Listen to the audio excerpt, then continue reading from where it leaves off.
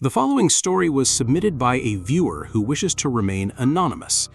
It's a story about a place that still exists somewhere in the American suburbs, and a secret that was never meant to be found.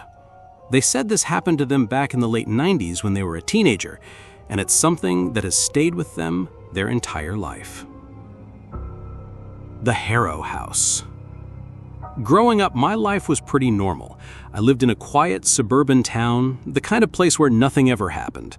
The biggest excitement on a Friday night was renting a stack of horror movies from Blockbuster and eating a family-sized bag of chips with my two best friends, Mark and Chloe.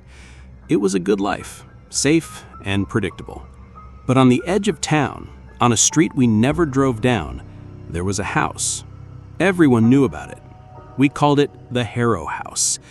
It wasn't a mansion, just a two-story home, but it was set back from the road behind a thick wall of overgrown trees and thorny bushes. The paint was peeling, the windows were either boarded up or shattered, and the lawn was a tangled mess of weeds that had probably been taller than me at some point. The locals had a lot of stories about it. A family had lived there, something terrible had happened, and nobody had lived there since. Rumors were thrown around like ghost stories at a campfire, but no one ever dared to get close.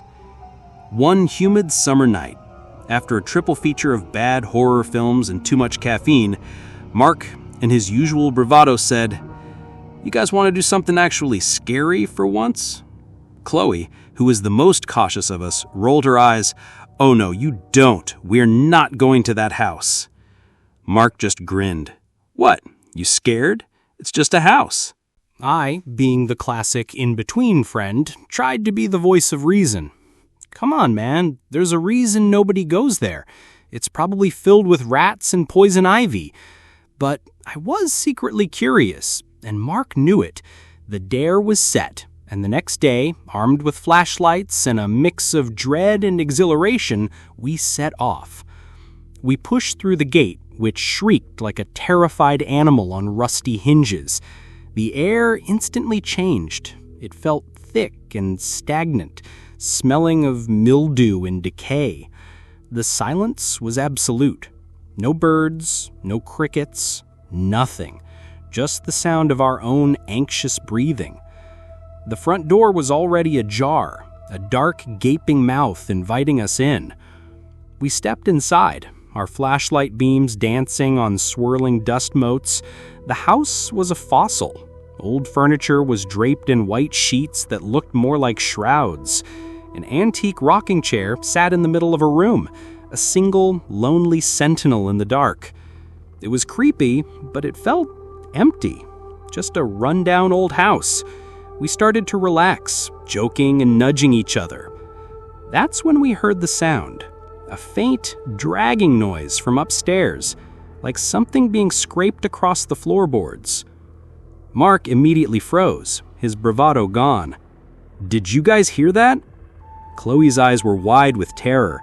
"I told you we shouldn't have come." I pointed my flashlight up the dark staircase. "Probably just the wind or something. This place is old." But my voice was shaky, and I didn't believe a word of it. We stood there for a long moment, our hearts hammering against our ribs, listening to the silence. Nothing else happened. We convinced ourselves it was a mouse or a settling beam, and we decided to leave. As we turned to go, I noticed something tucked into a cracked ceramic flower pot by the door. It was a small, smooth piece of carved wood.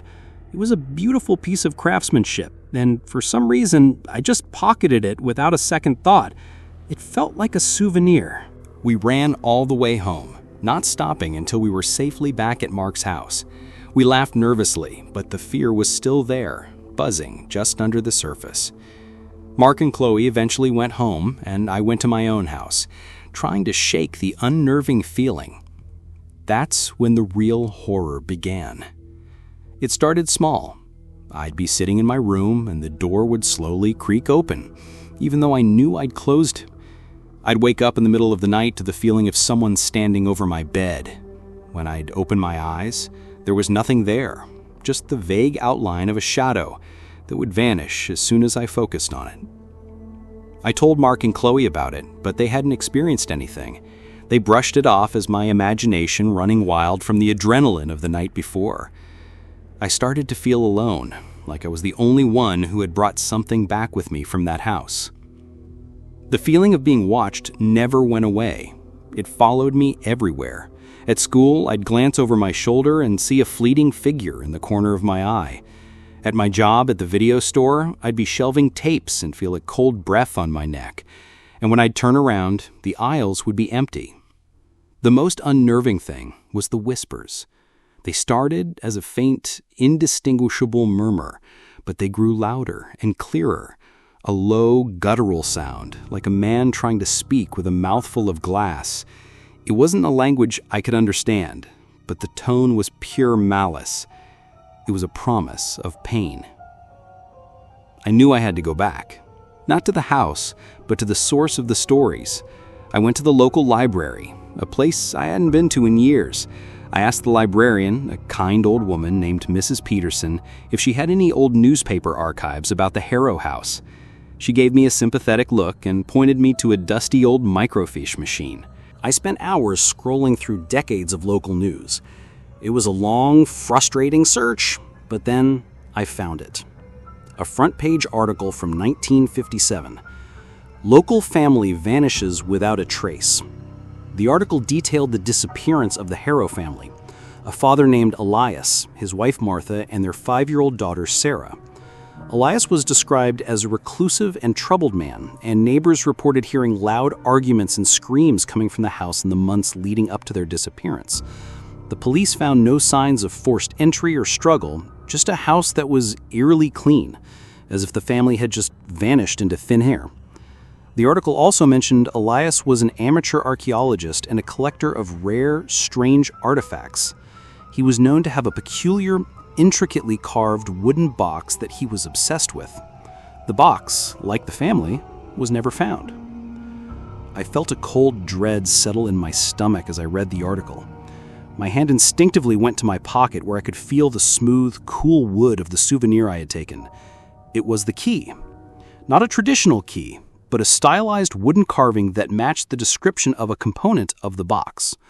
I had a feeling that I was holding the key to the Harrow family's fate, and whatever I had taken, it hadn't just been a souvenir, it had been a beacon. The whispers at home grew into a frantic hiss. "Give it back," the voice would rasp, a horrible sound that seemed to come from inside my own skull. The shadow that had been a vague outline now seemed to have form, long, spindly fingers that stretched out from the corners of my room, reaching for me. I felt a palpable sense of anger and desperation from the spirit, and it wasn't the ghost of the family, it was the ghost of Elias Harrow, the cruel father, and he wanted his box back. Driven by a mix of fear and a desperate need to make it stop, I knew I had to return to the house and put the key back where I found it. I had to end this. I went back alone, in the dead of night, the moon hidden behind a thick blanket of clouds. The house was even more menacing than before. The air was colder, and there was a heavy weight on my chest, like something was pressing down on me, trying to keep me out. I pushed the gate open again, the shriek of the hinges even more terrible in the silence.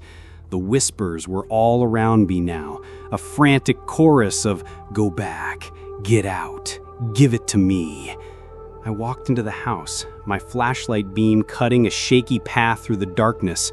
The rocking chair was rocking gently, creaking a ghostly rhythm, even though there was no wind. I moved past it, my eyes searching for any sign of the box. That's when I saw it, tucked behind a false wall in a dusty pantry I had missed before. An old wooden box, intricately carved with strange symbols. It was the box from the newspaper article. I pulled the key from my pocket, and it felt like it was humming, vibrating with an ancient energy.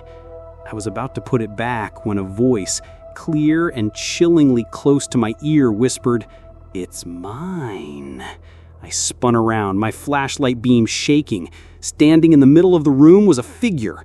It wasn't a ghost in the traditional sense. It was a shadow that absorbed the light, a humanoid shape made of pure, unadulterated darkness. Its head was a featureless void, but its eyes, two pinpricks of malevolent red light, burned with a cold fury that made my blood run cold. It was Elias. It lunged at me, not with hands, but with tendrils of smoke-like shadow. I dove out of the way, dropping my flashlight. The room was plunged into darkness, save for those two red pinpricks of light that were now stalking me. I scrambled for my flashlight, my hands brushing against the floorboards, desperately searching. The entity was right behind me. I could feel its cold, silent rage. A chilling whisper slithered into my mind. You brought it back. Now you'll stay with it. Forever. I grabbed the flashlight and pointed the beam at the box, trying to ignore the creature that was now a mere foot away from me. I had to put the key back. I had to close it. But as I fumbled with the key, a terrible thought hit me. What if putting the key back didn't stop it? What if that's what it wanted? The feeling of malevolence wasn't just coming from the shadow, it was coming from the box itself. The creature wasn't the evil, it was the guardian, the victim, the first one to be trapped. The twist, the ultimate horror. Elias Harrow wasn't the monster, he was a servant to a greater evil. The box wasn't a container for treasure, but a vessel for something ancient and hungry, and Elias had been its first meal. It wasn't angry that I had the key, it was angry that I hadn't used it yet. It wanted to be free. With that terrifying realization, I knew what I had to do. I couldn't put the key back, I couldn't risk opening the box. The creature, sensing my intent, shrieked, a sound that was less of a voice and more of a psychic scream that tore at my sanity. I grabbed the box and the key, the items burning cold in my hands. The shadow lunged again and I ran. I ran like my life depended on it, out of the pantry, through the old house, and out into the street. The shadow followed me, a silent, ravenous hunter. But the closer I got to the edge of the property, the weaker it seemed to get. I dove through the gate, and just as I hit the gravel of the street, the entity stopped. It stood at the edge of the lawn, a pulsating shadow, its red eyes glowing with an impossible rage, a terrifying promise. It was bound to the house. It couldn't follow me. Not yet.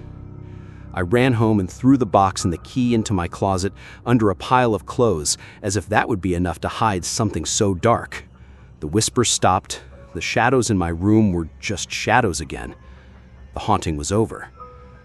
For a while. I never told anyone the full story. I never told them about the shadow or the whispers or the cold feeling that followed me everywhere. I just said the place was creepy and we should never go back. I kept the box and the key for years, hidden in my closet, a horrifying secret that only I knew. I never opened it.